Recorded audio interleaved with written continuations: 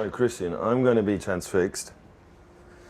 Please let me know about the time. Okay. This is a personal challenge. Yes. Please let me know. Well, you have 44 minutes and 45 seconds remaining. Easy. Piece of piss. Okay, so first carpaccio. Yes. So we're going to lose Lebna for the base.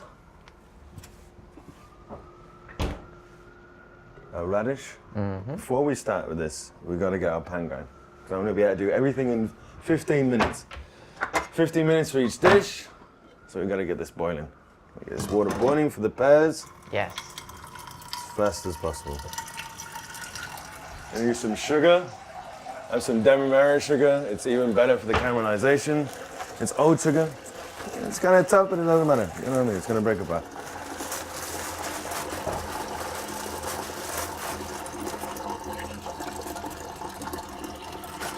Okay, then the sugar.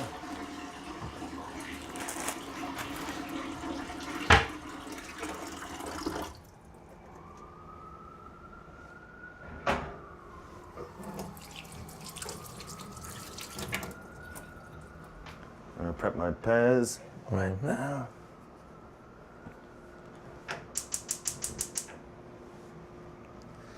So one really good thing about pears, we're using a pear that's specifically good for cooking. Sometimes when you peel pears and you take away the skin, it can become very brown. One way of being able to combat this is making sure that the flow marks or the cut marks are always the same. So you're not just taking little bits at the time. You're taking long... You're taking long strides at it, and it helps it not become brown. That's my compost. Like I said, I've been trying to only buy the ingredients that I can use. Yes.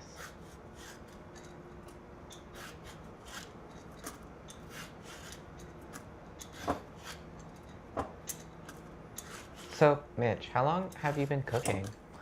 I first started cooking when I was around 21. I left England. I moved to Germany. I was a photographer and a writer. I got a job in a restaurant as a dishwasher. As I make a joke. It's kind of, I think in the coloring world, it's either you go to school or you become a dishwasher. Yeah. There's these two avenues that you kind of have. So yeah, I became a dishwasher. I wasn't really big on food. My parents were huge on food. So the interest was always there. So, I worked as a dishwasher for a while. Basically let the chef know that I was very interested in doing more. And it just kind of worked up from there. Very nice. That was 7 years ago now, so I mean, time flies. Yeah. It's good. It's very therapeutic. I mean, I was making a lot of art at the time. I'm still making art, but there's something about cooking that's just, I don't know. It's tactile. You have a great end result. Something you can really enjoy. Yeah, exactly. Yeah. Exactly. So yeah, I fell into it like that. It's funny that you say that you still make art, because I mean, I'm one of the people that considers that when you cook, it's as much of a science as it is an art in most cases, I'm not talking about fast food. I'm talking about home cooking, tradition, experimenting with things even. It's all a process, and I don't know, I think there's something beautiful about it. There is something very beautiful about it, and I think moving to New York City, I was faced with, for the first time, my artwork not being able to be the forefront of my money making, basically. Yes. And I had to fall back on the culinary work that I'd been doing, and cooking just took over. At first, I resisted it because I was like, "Oh man, I want to be an artist. I don't want to be cooking. This is just a fucking job. I want to be making art. I want to be making my photography. I want to be making movies." But after a while, it filled that void. You know what I mean? So It became your creative outlet. It did, yeah. Which, you know, for better or worse, is not a bad thing. I think it's for the better. I mean, you can always at least cook for yourself. It's something you can do to impress other people, and it's something that you can bestow upon people after you. Exactly, and it's a trade that, you know, it will never die. You know, we always have to eat. Which, unlike art, is we don't need art. Art is very like a self-indulgent It can be. craft. You know Yes. what I mean? So yeah, so we started with the base of Lebanon. I've got the water on. Yes. I'm gonna get these pears in because I gotta get these babies cooking. Yep, only 39:13 left. 39:13 left, easy. Okay. So like I said, so this is a watermelon radish. Yes. Oh. Beautiful. The color inside is like Yes. absolutely phenomenal. We have a nice base. I'm just gonna take off the base, but I'm gonna keep it square. Just give you a nice surface to cut on. So like I said, if you have a mandolin, you have something. You can just slice it very can thinly, slice it very very thin. evenly. I don't have one in this apartment, so I'm just gonna use a knife. Cut it as thin as you can. If you can't, it doesn't matter. It tastes like amazing because the components of the dish, it's never gonna fail but to amaze. Do you know what I mean? The colors are gonna be amazing. Yeah. We're just gonna take off the first couple of layers. So that way you can really get those And really, then we're gonna really start like, placing it. yeah. I mean, Got just look at it. I mean, it looks like alien or something. I love watermelon radish. I didn't know that that's what you chose. I find it like so crisp and so light. It's so peppery. It's I beautiful. know.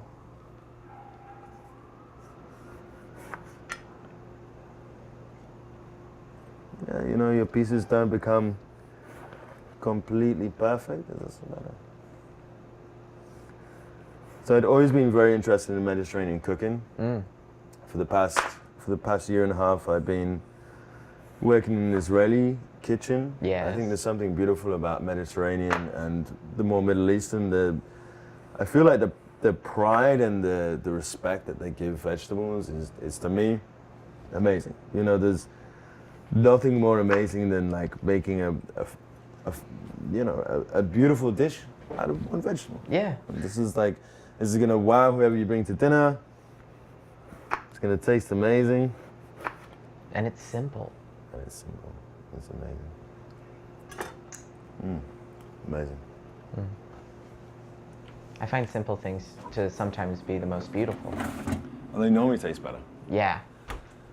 The complex flavors and Yeah. it's all bullshit.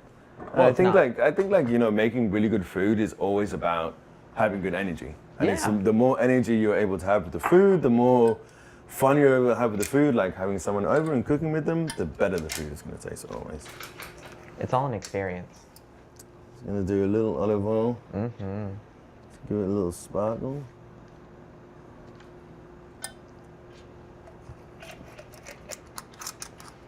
I'm going to do a little mint, just to break through that pepperiness. This mint, you can do it however you want. You can just use the full leaves.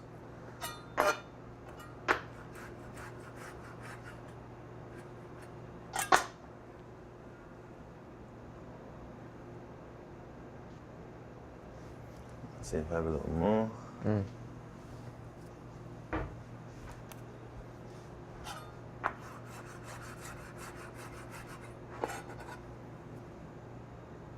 Amazing.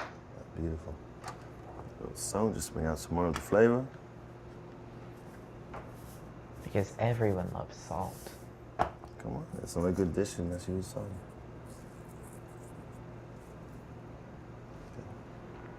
There you have, first course. Thank you very much. Come back to you. Let me get you a knife and fork. Please. And as you enjoy that, I'm going to start the Heimer, the sauce. All right. Okay. And a dairy pill because a boy has got to look after himself. Well, you know, we can't all be perfect. Okay, so second course, Heimer. Basically, the Heimer is an Israeli dish, Yes. as we know. Yes. Very simple, very beautiful. It can be cooked in many ways, like as a shakshuka. But the base ingredients are the tomato, the garlic, the chili, and the onion. And it's basically making a sauce and cooking the fish in the sauce. I don't want to cook the fish in the sauce. We have not as much time. So I want to make the sauce and cook the fish on the top. So we're making the components of the Heimer, but it's separate. What do you think? That?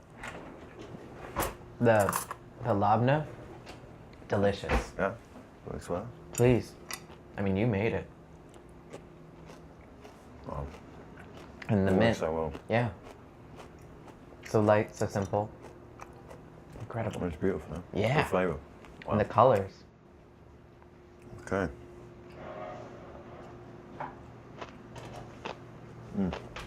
Wow, it was really nice.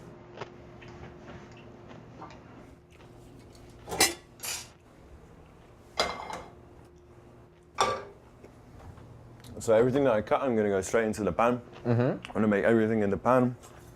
There's no, cutting things differently or cutting things separate. We're going in. Making it chunky, we're making it beautiful. Yes. It's going to be fun. You can cut the tomato in any way because you're going to cut it until it disintegrates itself. Just do it fast.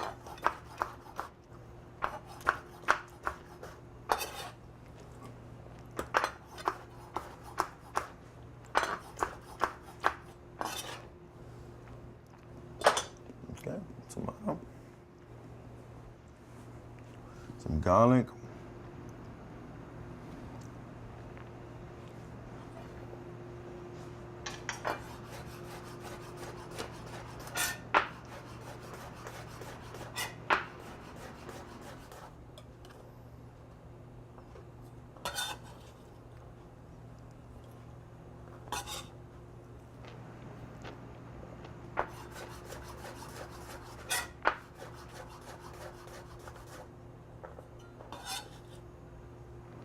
Now, Mitchell, I have to ask. I'm one of those people that's kind of crazy about garlic. I love it. I can't get enough. Likewise. Really? That's what I was going to ask.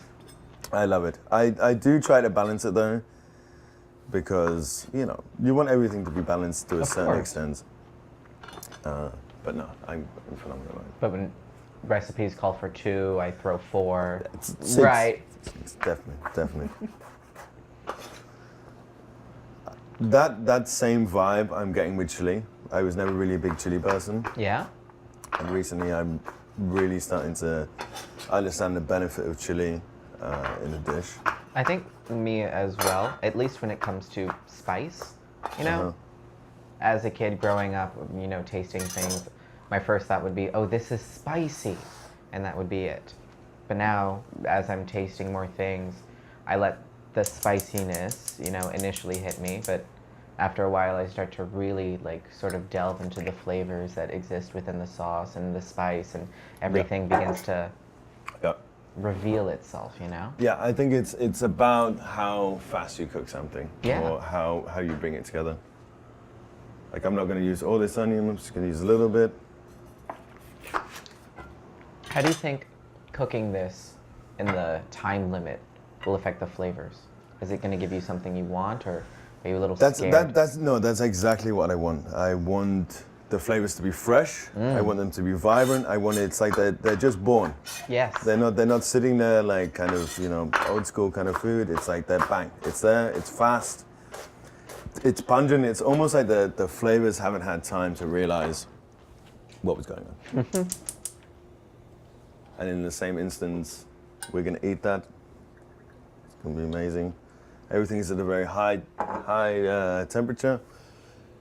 Everything's gonna be very fast.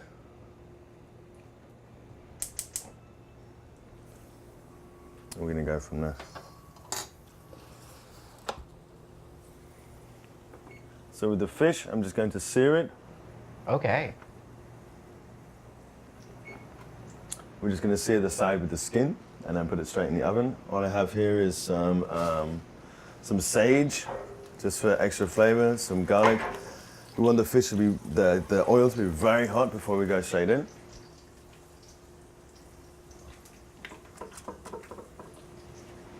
Okay, you have half an hour left. I think I'm gonna do better than that. I'm just letting you know. This is gonna go straight in, so we're gonna sear it, and we're gonna use the oven just to cook the rest of the fish. So we have one layer that's nice and crisp, and the rest of the fish slowly cooks in the oven. So when you're searing it, are you doing mostly for color, or is there a flavor that you're particularly trying to bring out? It's for color, and it's also preserving the flavor of the fish. Yeah. If you were to put it straight into the oven, the fish would just kind of Dry disintegrate out. and problem. Exactly. Yeah. Not necessarily dry out, but it wouldn't exist anymore. So searing it makes it keep its shape.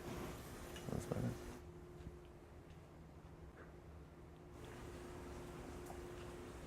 Cheers. Cheers. You enjoyed it? Very much so. The mint is so Oh my God. light and lovely. You can use mine if you want. I'm not going to argue.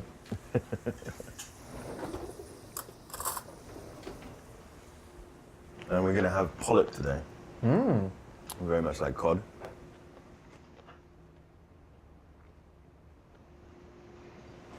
No, never mind. I was going to ask a question. It was a very some silly radish. question. I know. See? One radish. You know, this is like a $2 meal. And it's beautiful. Okay, so our oil is hot. Yeah. One thing to remember, always cooking fish away from you. When So you're you- laying it down. Away from you. So we're just gonna go in here until the fish is lifting itself from the pan. Okay. Season with a little salt, and then we can just let it ride in the oven.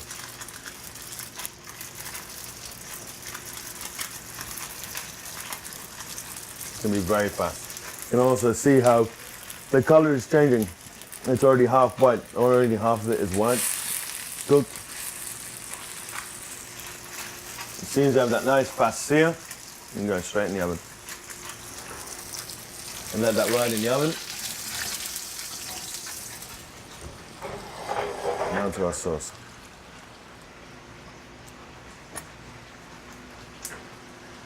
So I was saying earlier with our sauce, we're going to do a bit tomato sauce and the Yeah. rest tahini. Yes. I was saying, like, coming from the Israeli, from the restaurant earlier today, I brought myself some raw tahini. This is just raw. All we're going to do this is add some lemon, Yes. some salt and water. We're going to open it. It's going to be amazing. Right now it tastes like burnt peanut butter. Well, I am a big fan of peanut butter, so. So, It's a fire hazard, Opening folks. the door because of the smoke. Yeah. NYC, cramped buildings, we take fires very seriously, so only you can prevent apartment fires. we're going to go straight in with our lemon. Lovely. Ooh.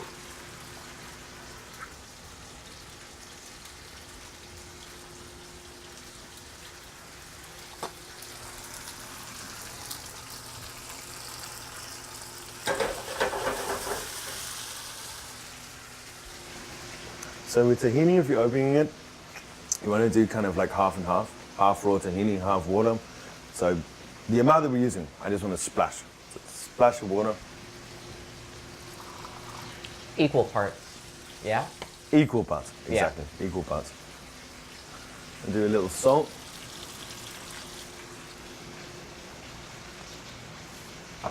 We're just gonna mix Lemon, it. water, salt. That's it. It's amazing. And tahini is, yeah. My parents would always have tahini in the house, and it would only be to make hummus. And I never realized for a very long time that you could make anything, like you could just eat it. Just eat the tahini. Amazing. It's phenomenal. But I'm obsessed with it. Well, see, for me, I understand that tahini is one of those things that can either be incredibly bland or it can be one of the best parts of the dish. Yeah. And it really depends on how you treat the tahini itself. Definitely. And Yeah, you can hide in it, or it can just be like, ah, yeah. what is this mud? What is this burnt peanut butter? So we have our tahini. Yes. I'm gonna set my plate up. All right. It's gonna be super fast.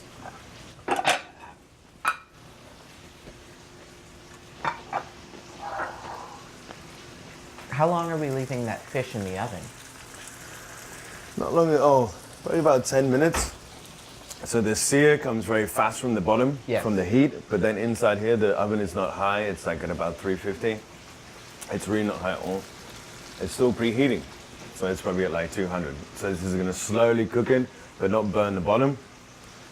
So basically when this is ready, this is gonna take, you know, we want all of this to reduce. We want all of this to just turn into like one gloopy, beautiful mess. The pears are going crazy right now. Boiling, caramelizing. It's gonna be beautiful. So, we have time to drink.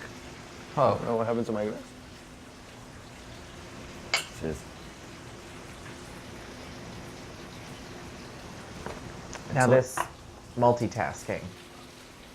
How long did it take you to develop that sort of ability or skill? I think, you know, the past couple of restaurants I've worked in, I've been managing and trying to help people work out what it is to cook. I mean, I think there's a natural flair, but I really think like the main thing about working in a restaurant or working in the kitchen is not stressing out and time management. Okay. It's keeping your head in this time management. Yeah. I mean, not worrying that it's going to burn. I know it's not going to burn. You know what I mean? I think like it's always like this kind of like you're telling yourself everything's okay, everything's okay, everything's okay, and like time management, knowing how long things are going to cook, and it's also about fucking up.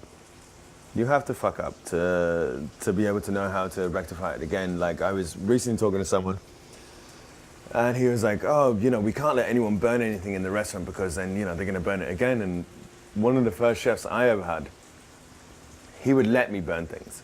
He would let me burn myself. Oh gosh. He would let me burn the food because he thought, you know, if I did that, then You would I never- wouldn't do it again. And Exactly. it worked. And it completely worked. And I think finding your own place within the kitchen and trying to find out like how it is that you're not going to freak out is the most important thing. And after that, it's, you know, that's it basically.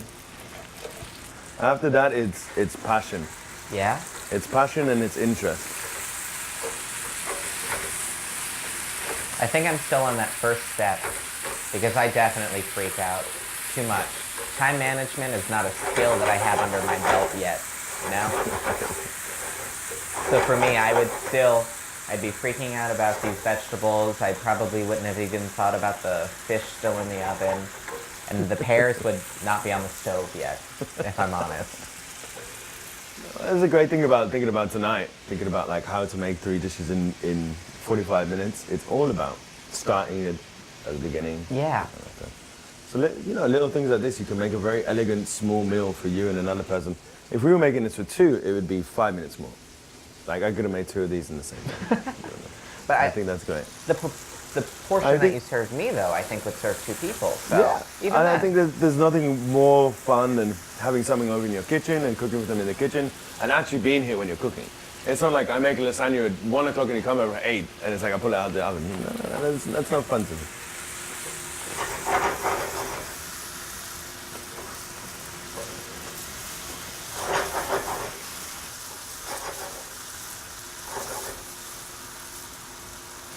Okay, so we're just going to sweat this a little bit.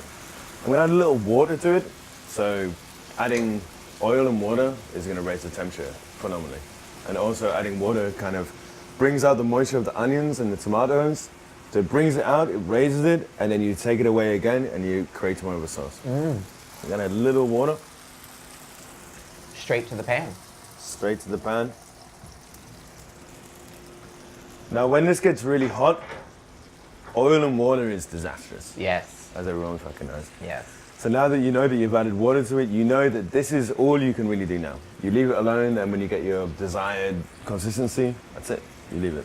So I know now, once this water has reduced, that's going to be it. It's all about, like you said, letting it wait. You know that it's Yeah. going to be fine until you need it to do whatever you need for it to do next. Exactly. So for the poached pears, Yes. I'm going to do a little sauce with figs, Okay. a little rum and butter. Ooh. And this is gonna go over the top. It's gonna be amazing. So I'm gonna make this now. I'm not gonna heat it up, but I'm at least gonna put it in the pan just to kill some time. Yeah. I have our pan here. I love figs. I'm gonna cut them kind of small. I've got quite a lot.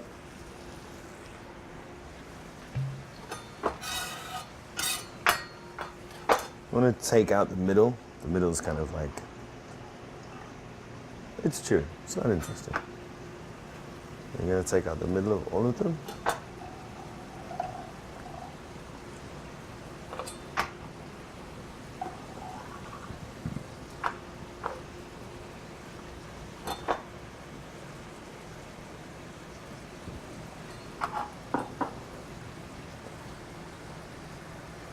So I'm going to be able to leave everything in the pan. My whiskey, I'm going to have the figs, I'm going to have the butter. And when the time's right, I'm just going to heat them up. It's going to get hot very fast, and that's just going to finish. The Lebna, the pears, it's just going to finish. It's going to be really fast.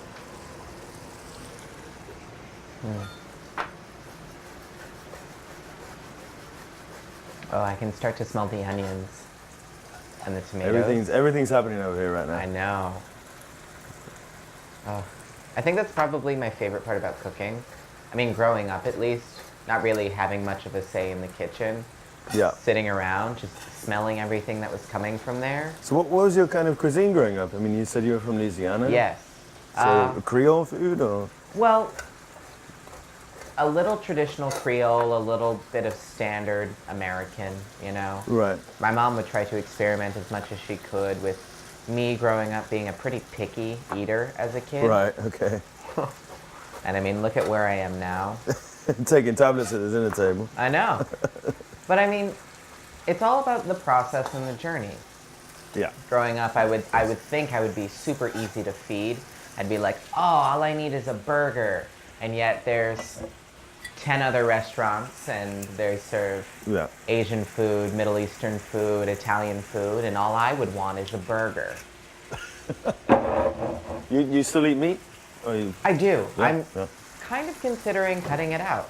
But I don't know. White meat, fish, chicken, pork.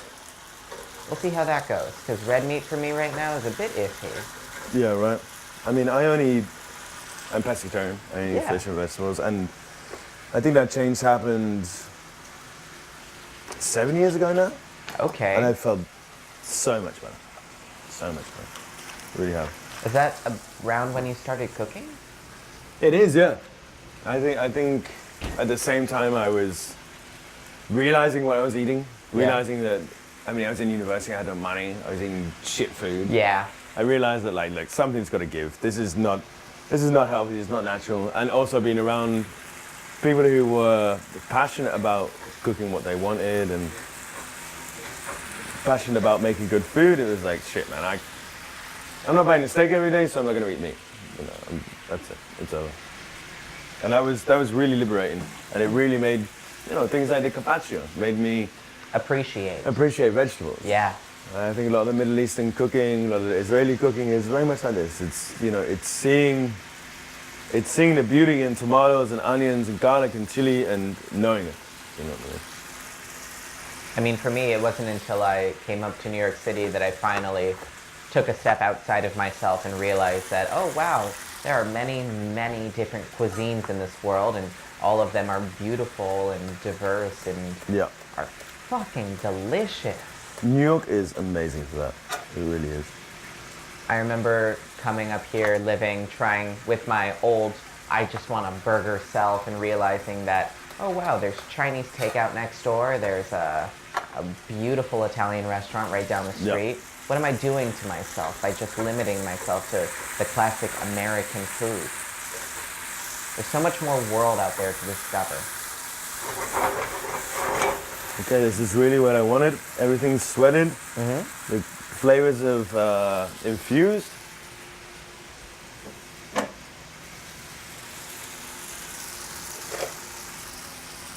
I said, you can use this tomorrow. I'm only going to use a little bit. Use it for pasta, anything.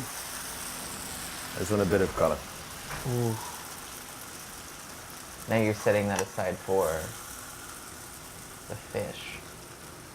Yes. This is my bed. It's a little color.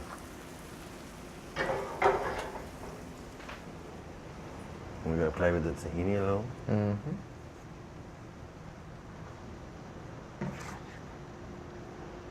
You have 15 minutes left. And we're on the second course, so I think you're making pretty good time. I think you're looking good. Yes, you want to keep this one? Yes, please. I'm gonna keep this one.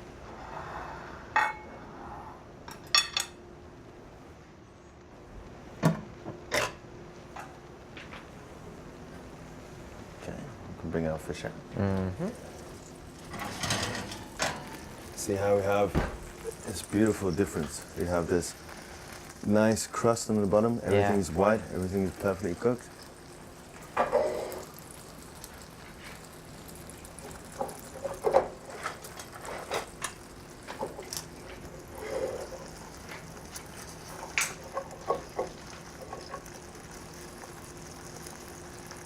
And keep the sage in the pan.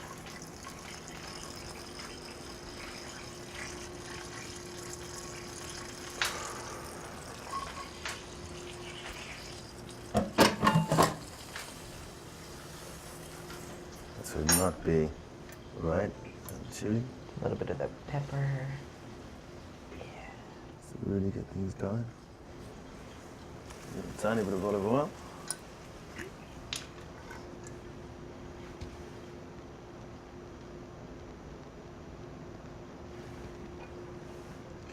Gorgeous. Let's go. May I? Please. Thank you. All right.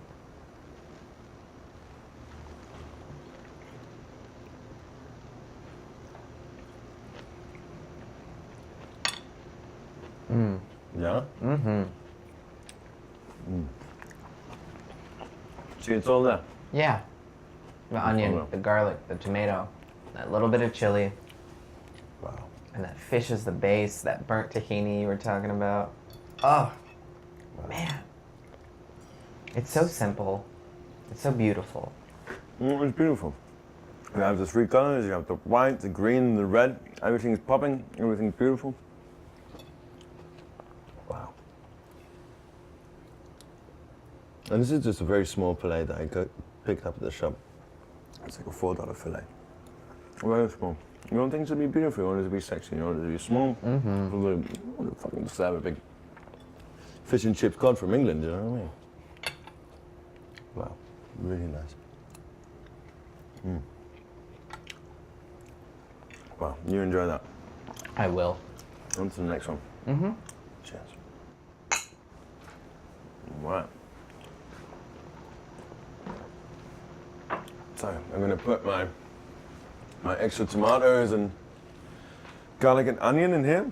Use this for a pasta sauce tomorrow. I never want to waste anything. And like I said again, this was only 1 onion, 2 cloves of garlic. It was half an onion and 2 tomatoes. And really all you did was just let it all mesh together. No, just let it sit together. Again, we're just gonna have that sit. We're gonna make that tomorrow.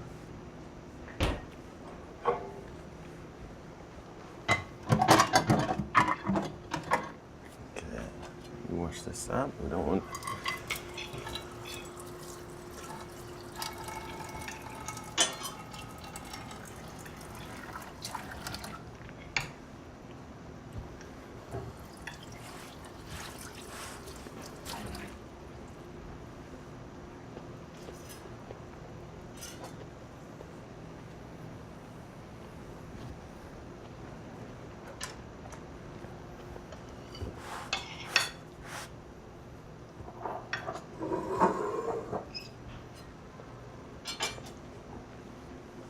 Enjoying it? Yeah, very much so. So again, we're going to go with the Lebanon. I think also it's good, you know, you can't really buy any sort of cream cheese, sour cream, anything in it too small of a thing. So I would like to, you know, incorporate it as much as possible into every course. It's amazing. Again, it's going to cut through the sweetness. We're going to have some very sweetness. We're going to have some tart with the whiskey. It's going to cut through really well. Whiskey or rum? Rum. Yes. Sorry.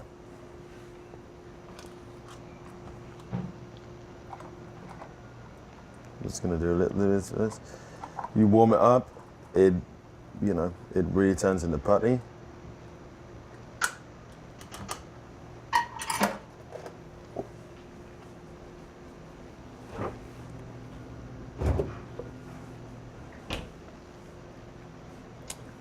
Get one more spoon. I want to test out the pears. How he's coming along.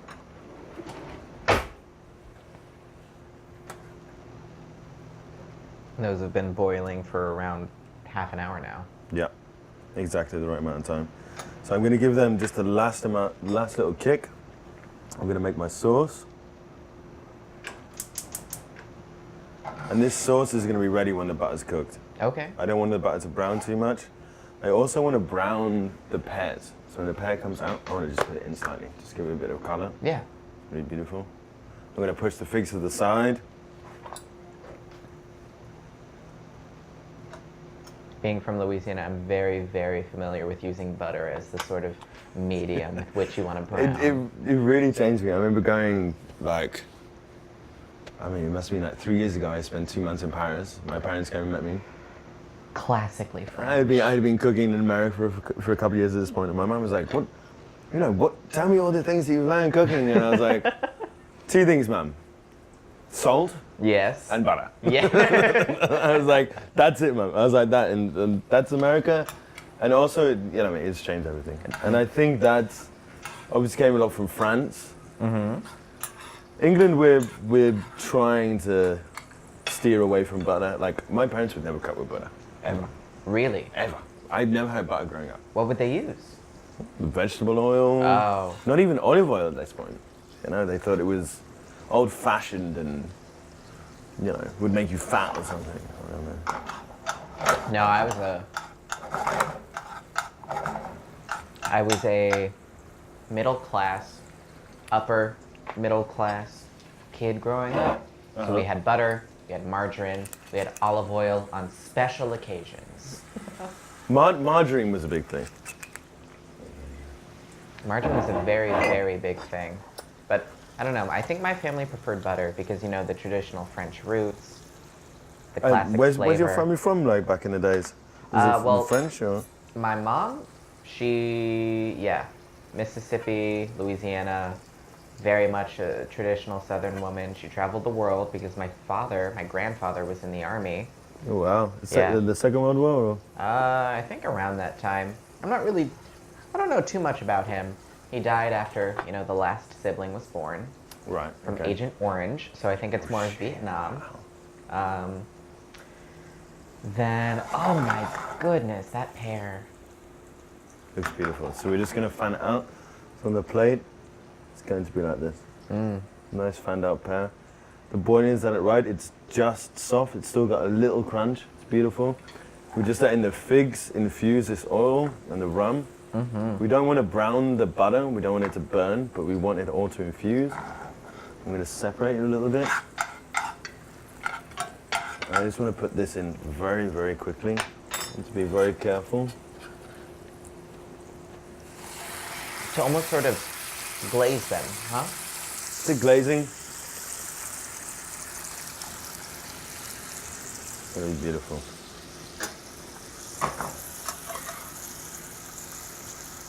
And my dad is half Colombian.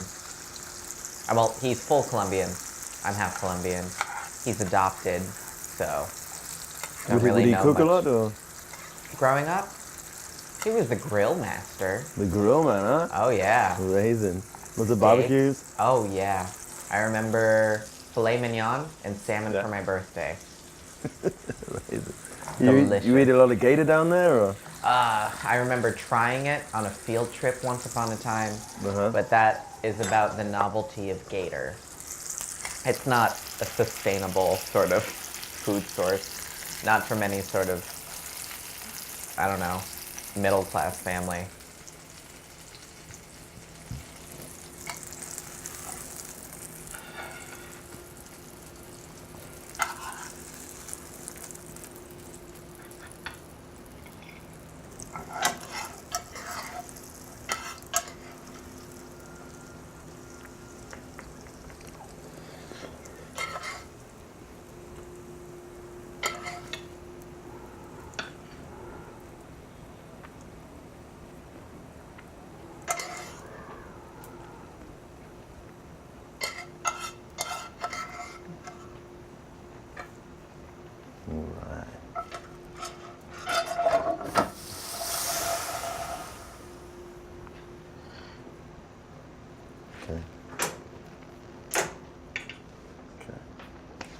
at that. Look at that for timing. Dessert.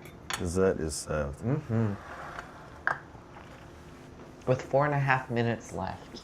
4.5 minutes of enjoying eating them. Okay. Well, thank you for coming along. Really enjoyed it. Thank you for taking me on this journey. Let's go. Please, chef gets first bite. I should take one of these.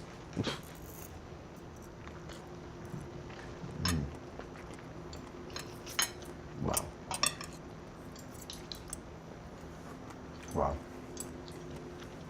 Just wow. It tastes like a pie or something. Like Really? A pear pie. Ooh. Wow, it's beautiful.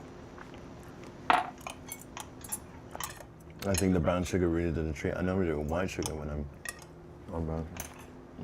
Amazing. And caramelization that comes from the butter and the rum. Oh my God. Yeah. It tastes like a hot pie. It tastes like we're does. eating pie and ice Yeah. cream. Right? It's It's amazing. definitely the brown sugar. Yeah. Yeah. Unbelievable. Fantastic. Unbelievable. Wow. Oh, and the fig is so light. Yeah. It breaks it apart again. It's like the first course with the mint. This is the fig. This is like the third component, the component that breaks apart the meal and Gives it sort of an accent. yeah, like yeah, exactly. That's exactly what it is. It's an accent. Wow. And the rum gives you that heat in the throat.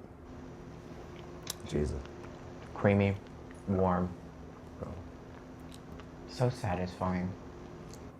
It's like satisfying home cooking, but like with like heightened senses. You know what I mean?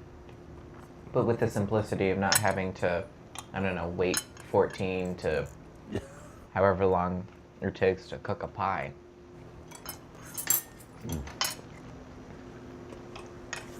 Wow. That was amazing. Yeah. So fast. We did it. I know.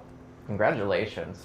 Oh, come on. I want you to do this again with your friends. Well, I know. And it will. And you could have done that, so let's say this was 15 minutes. Yeah. It could have been 2 of everything. Easy. Easy. I mean, I still have the other half of the pie. Yeah. I've done half of the fish. And once again, the only thing that would be stopping me is that whole multitasking that you were a part of. Well, drinking wine helps. I'm sure it does.